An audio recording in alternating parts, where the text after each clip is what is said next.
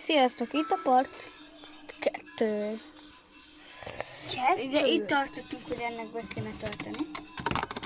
De ide. Addig kaptok egy kis ISR-t.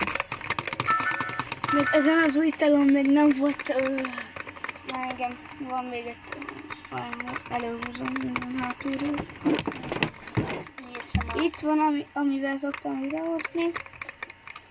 Addig kaptok egy kis ISR-t. Itt ebben szoktam videózni, de most már.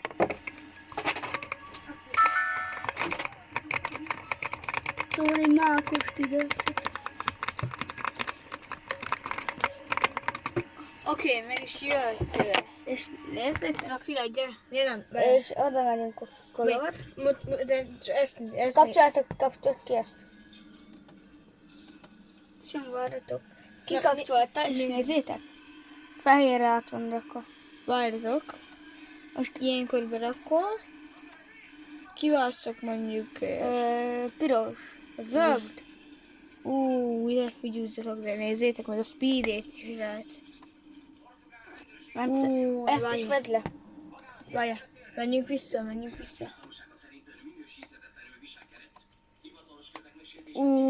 Nézzétek. Mutassátok, vagy ez lesz az első, ez maradjon, vagy, mit vegyek, hogy legyen egy ilyen. Lassú csige.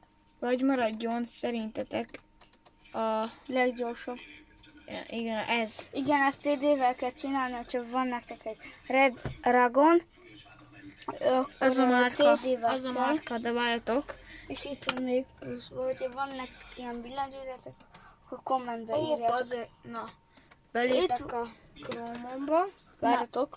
Várjatok. Nem, még ez ebből part 3 lesz akkor.